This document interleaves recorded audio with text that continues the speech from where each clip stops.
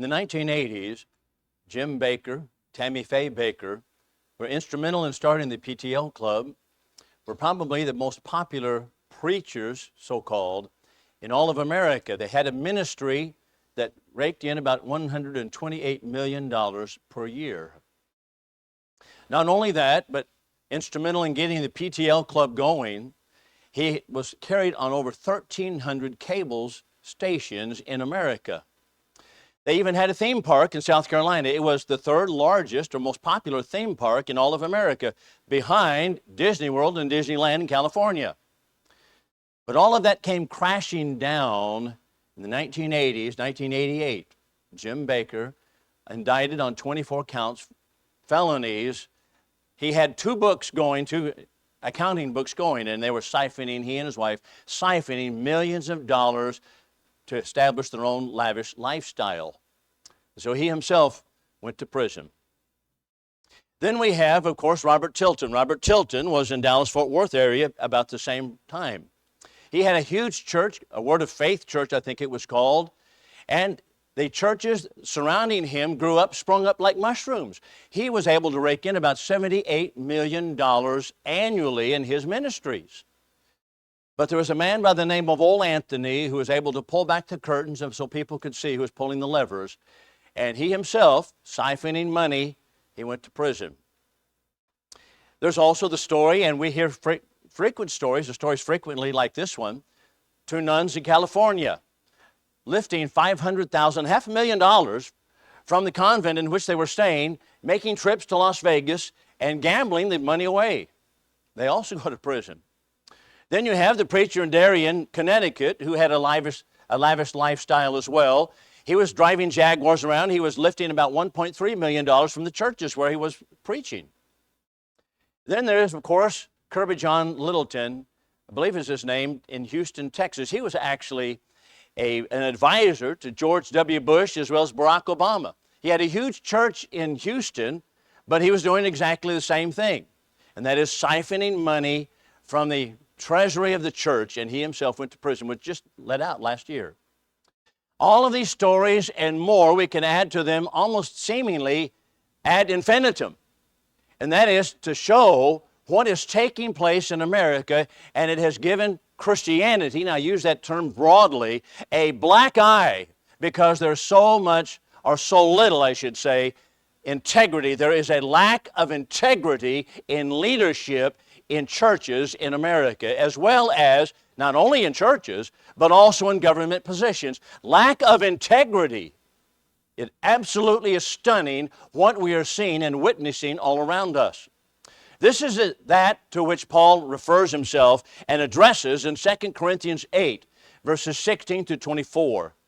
The larger context of chapter 8 and 9 is the contribution that he has collected from different churches. But in this particular paragraph, he assures us how he goes about in handling the collection.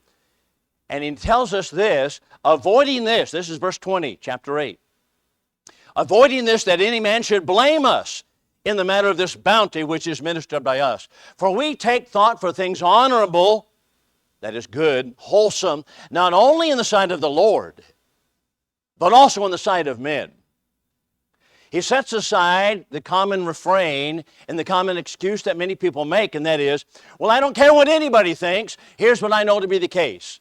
No, Paul says we do care what people think, and he takes great pains to avoid blame in handling finances of the churches. And he tells us he takes thought of things honorable in the sight of all men, not only in the sight of the Lord, but in the sight of all men. The word take thought is he takes forethought. He plans, he prepares in order that he might forestall or cut off any occasion of criticism that he might receive.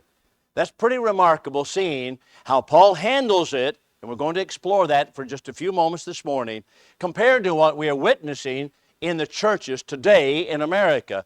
And it also is instructive to us on how we ought to live and guide our lives.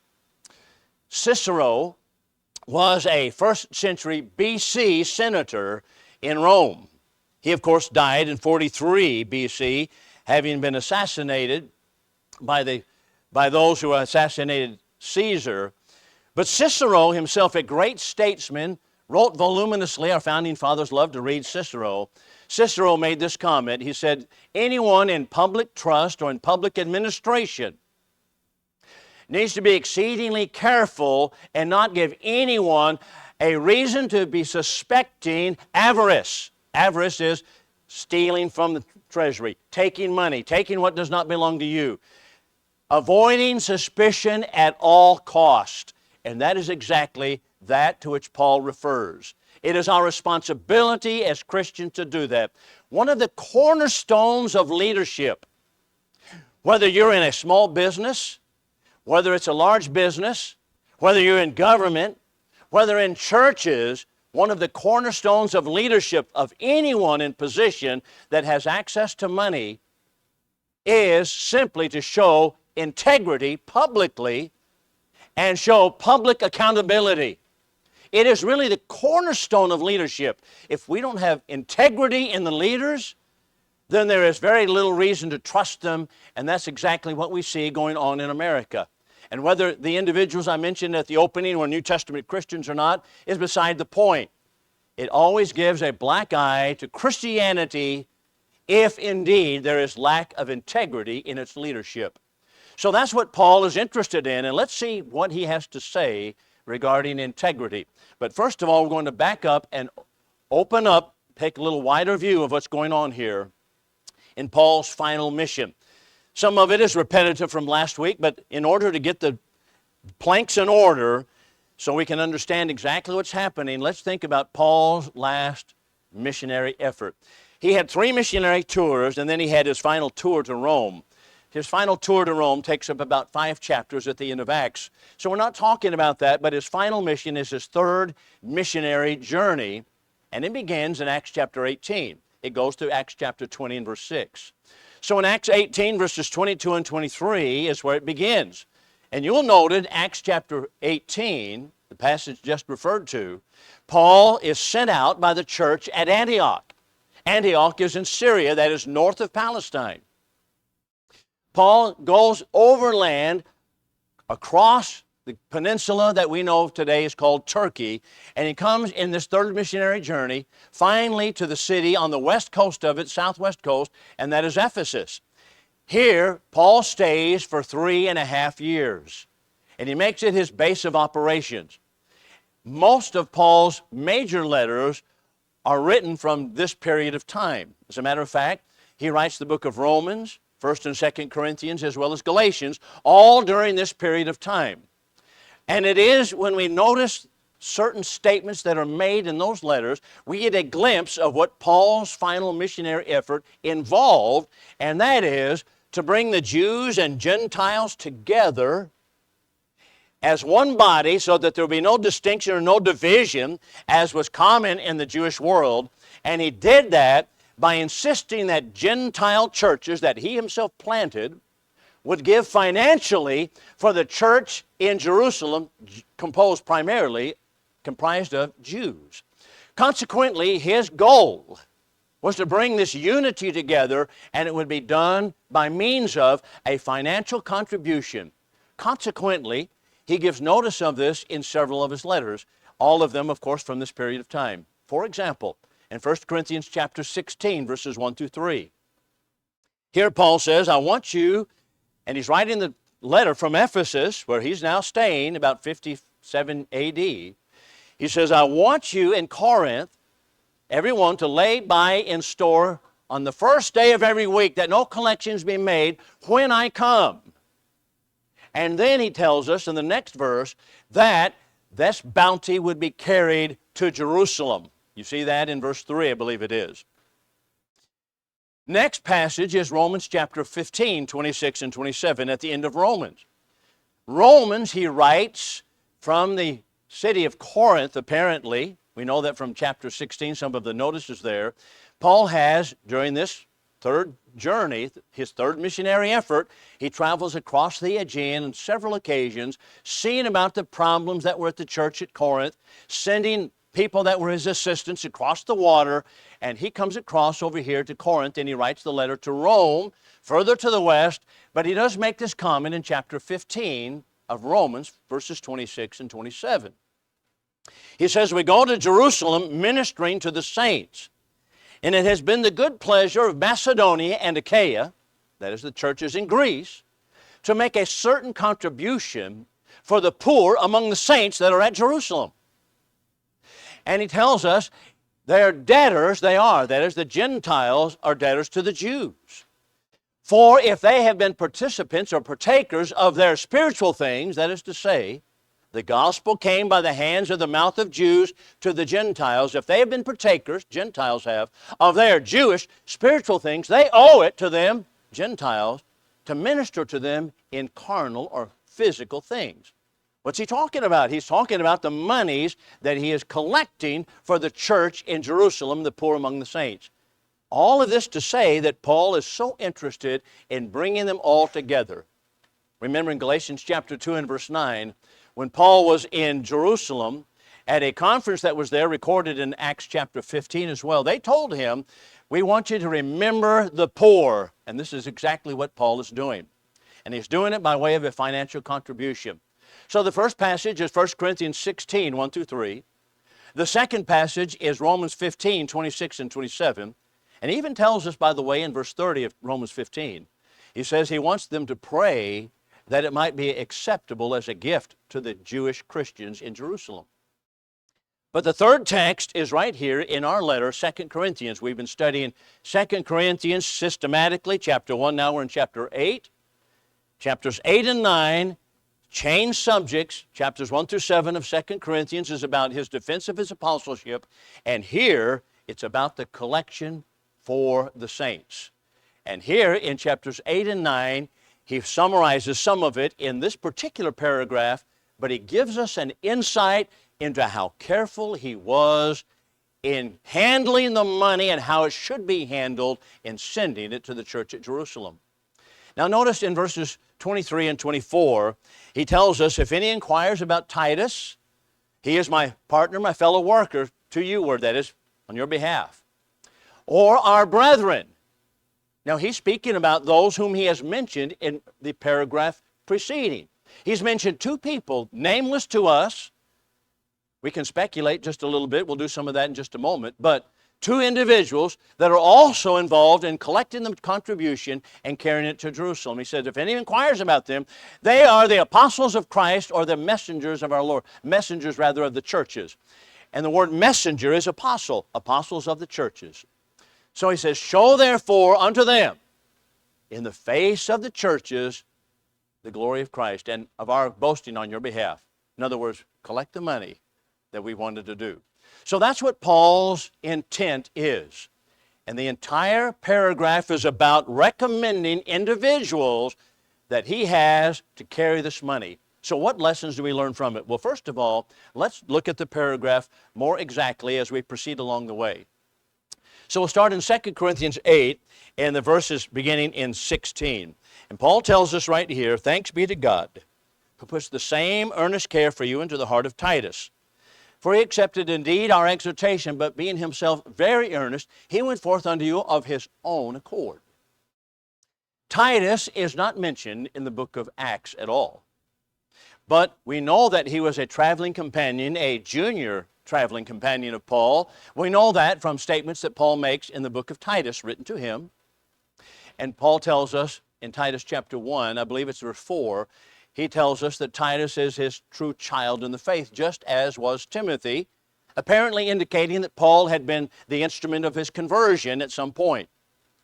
Titus, however, also appears in the book of 2 Corinthians on a number of occasions.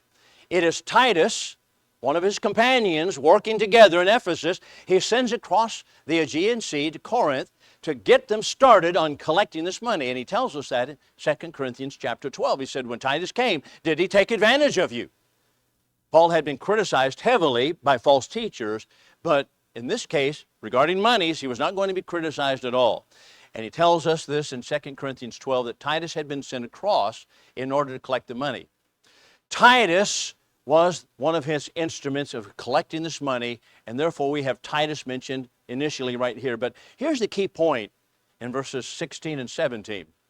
Titus goes to you of his own accord. In other words, it is not that Paul's saying, Titus, I want you to get over there to Corinth and collect this money. Titus has an earnest care for the Corinthians himself, and he goes of his own accord over there. Then we have in verse 18 and 19 another brother that is mentioned, and we have sent together with him our brother whose praise in the gospel is spread to all of the churches. Not only so, but it was also appointed by the churches to travel with us in the matter of this grace, which is ministered by us to the glory of the Lord. Here a man is named, or not named, he is nameless to us. Many people have speculated, and supposing perhaps it might have been, for example, Luke. Luke, we meet in the book of Acts only, not by name, but only by means of the pronouns that he uses. For example, we know that Luke writes the book of Acts, Acts chapter 1, verses 1 and 2. But Luke uses personal pronouns in the book of Acts, and so on the second missionary journey, in Acts chapter 16, he uses the first person plural, we, Luke himself, along with Paul and others, we traveled to Macedonia, and they came, of course, to the church that was there, or established the church, and that would be Philippi. When Paul leaves Philippi, Luke resumes the third person plural, and that is, they left. And the assumption is that Luke stayed behind at Philippi. And one of the fascinating points is that when Paul comes back to Philippi on his third journey, as he's summarizing all of his trips, we have once again the we section starting again in Acts chapter 20, verse 5, which shows us that apparently Luke stayed behind, strengthened, solidified the church at Philippi, which is in Macedonia, and therefore Paul now picks him up and travels on. It is perhaps, we don't know, that Luke is the one who he is referring to here, but what we do know is we are told in these verses, these two verses, that is, verses 18 and 19, that he is recommended by the churches, and it's not simply that he's a traveling companion of Paul, he's recommended by all of the churches. So the second person is mentioned here. There's a third person that is mentioned. This comes down to the latter portion of the paragraph after verses 20 and 21. This is verse 22. We have sent together with them our brother, whom we have many times proved earnest in many things, and not only so, but now much more earnest, by reason of the great confidence which he has in you. Some suppose this might be Apollos. We know that Apollos was with Paul in 1 Corinthians, the letter writing. He tells us in 1 Corinthians chapter 16, Apollos was there, but he was not going to go to Corinth yet. Remember, he writes that from Ephesus. Apollos was staying with him. He was not going to go there. But he said he will come to you later. Perhaps it is Apollos, the man to whom he refers. The broader point, however, is this, and it is so important, that Paul was ensuring the fact that we would not be blamed in anything regarding the collection of this money. And he tells us that in verse 20, avoiding this, that any man should blame us in the matter of this bounty which is ministered by us. For we take thought for things honorable, not only in the sight of the Lord, but also in the sight of men. It is our responsibility to maintain that purity and even avoid semblance of suspicion. So now let's look at some practical lessons from this. There's some practical things that we need to draw, and things that perhaps at first sight might not be seen by us, but let's notice a couple of them. Number one, you cannot help but notice there is no such thing as a denominational structure here. There is no denominational structure at all in the New Testament age. What is a denomination? A denomination means to denominate, to name, but it is the grouping together of several churches in order to make an organization which is headed by a particular board. That is a denomination. But it is smaller than the universal church because they themselves say, any denominational person says, well, no, you don't have to be a member of my denomination to be a Christian. Well, they recognize that it's smaller than the universal church then. But it's larger than the local church because it takes more than one local congregation to make a denomination. That's a structure, such as the Southern Baptist Convention or the Methodist Church. Now, for example, I had some friends in the Methodist church here in this community. They would say, well, we are getting a preacher sent to us by the Methodist board. Who is he? They don't know who he is. The board oversees the management of where the preachers are and where they go and how long they stay and when they leave. They have no idea. So it has nothing to do with a local congregation. It's a board that oversees it. That is what exactly you're not seeing in 2 Corinthians. You're not seeing any board that is overseeing anything. But Paul himself is very diligent to make sure that he is presenting himself as honorable before all. And so also the brethren whom he recommends, they have the recommendation of all the churches. Here's another illustration. For example, the Southern Baptist Convention. The Southern Baptist Convention has what they call the cooperative program. That is, all the Southern Baptist churches of that denomination send in monies to the SBC. But that SBC spends that money, who knows how. They send it wherever they might. A lot of it goes to missions, but some of it goes to the theological seminaries in which liberalism is being taught. And so the local monies at a local church is sent to a board, and they're spending that money on causes that many local people would be shocked to see. Now that's what's going on in denominationalism, but you don't see any of that in 2 Corinthians chapter 8, do you? Why? There was no such thing as a denomination in the first century. That's why. We only have local churches. That's all that we have as far as the organizational structure is concerned. Number two, one thing that many people overlook is that miraculous gifts were to guide them in the transmission of the Word only. I say that because many people ask the question, why is it that Paul, who is inspired of the Spirit, and Titus, as well as Timothy, who evidently had miraculous gifts also, why is it that Paul didn't allow them to be entrusted with it and himself and simply say, you have to trust me because I'm inspired of the Spirit? Because that overlooks what inspiration of the Spirit was. They received revelation from God, and they were inspired to speak the Word, but they had no leg up, so to speak, no advantage in keeping the Word more than you do. They had to keep the Word of God just the same as you do, just the same as I do. Paul was inspired, but that did not mean that he had an advantage in holy living. It simply means he was a conduit for God's revelation. That's all that we have here. That's all that there is. For example, Peter, in Acts chapter 2, preached the first gospel sermon. And in that sermon, interestingly, he preached that those who were afar off, Gentiles, were also subject to the Lord's call. But when it comes to Acts 10, he didn't want to go to a Gentile's house. And he dissimulated that he caused problems regarding it. The Lord had to show him to get over there and to go to the Gentile's house. Later in Galatians chapter 2, Paul says, this is another incident, when Peter came to Antioch, he said, I withstood him to the face because he stood condemned.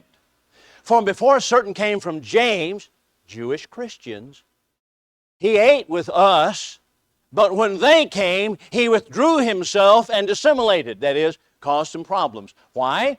Because the Jewish law was you cannot eat with Gentiles, and he fell into the old Jewish concepts. And Paul says, I withstood him to the face. And he told him he was wrong in it. He said, if you live as the Gentiles, not as the Jews, why do you compel the Gentiles, non-Jews, to live as the Jews? Why are you making these distinctions? The point is, he had no ability, more than you do, to keep the words that he himself delivered. So inspiration was not giving individuals an advantage in keeping the Word of God. That's why Paul was so careful to make sure that he was beyond suspicion. But that brings us to the main point, and that is accountability and integrity in handling such things as money. So let's notice the following minor points in this. Number one, I find it fascinating that Paul himself would not even be personally present. Did you note that?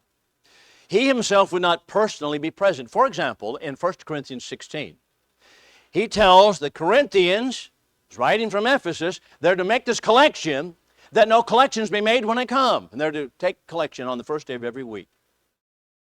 He's not there. What advantage is there in that? What care is there in that? Well, if Paul were there present, you think about the intimidating factor that would be there. He himself is not even there. He says, here's what I want you to do. He wants them to give. He wants you to give out of the free will of your own heart, and not because an apostle is looking at you saying, I want you to put some money in the basket right now. No, he himself is not even there. So that's number one. Number two, and here's something else that I'm going to draw a conclusion on it. Apparently, Paul did not even know how much each individual gave. That would have to be the case if he was not present. Now, it is true. He writes in Philippians chapter 4 that when he was in jail here in Rome, and he writes back to the church at Philippi, says, no church had any fellowship with me in the matter of giving and receiving, but you only. And he was thankful for the church at Philippi, but as far as individuals, what they are giving and what they're not giving, Paul apparently had no knowledge of that. I remember many years ago, someone told me, says, the preacher told me, don't ever try to find out what people give or don't give in a congregation. Now, why would that be the case? Why do you suppose that would be the case? Because the temptation is to treat people differently depending upon what or how much they might give.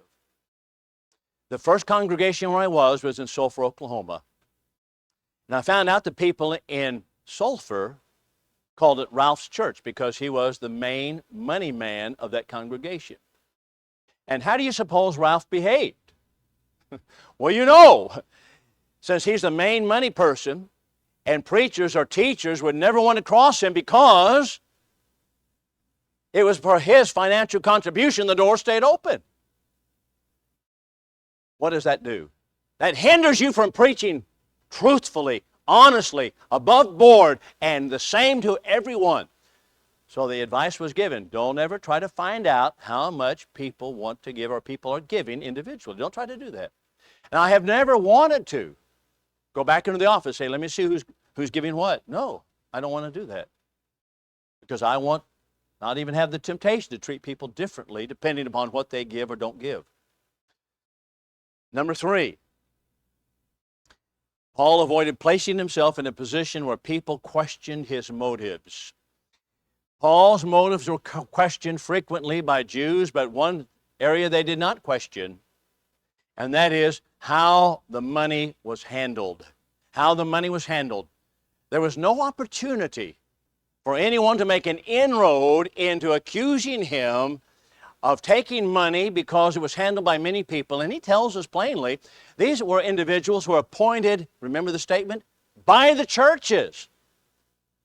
In other words, they were not simply his running companions. They were people who were appointed by the churches, recommended by the churches, a multiplicity of individuals who handled the financial contribution.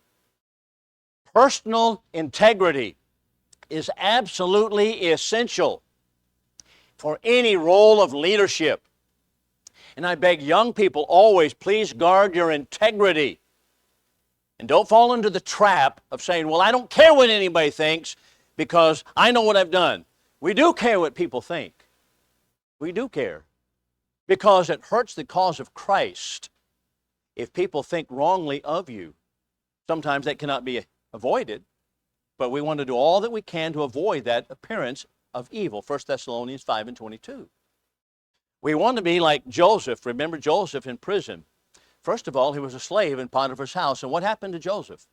Sold into slavery, just like a cork on top of water. You push him all the way to the bottom, but what happens?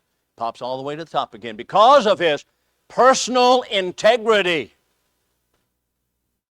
his accountability before Potiphar. And he entrusted him with everything in his house. And only when his wife, Potiphar's wife, lied about Joseph was he put in the prison. I've always thought, you know, Potiphar probably did not necessarily believe his wife, but what are you going to say? No, wife, you're lying to me on this one?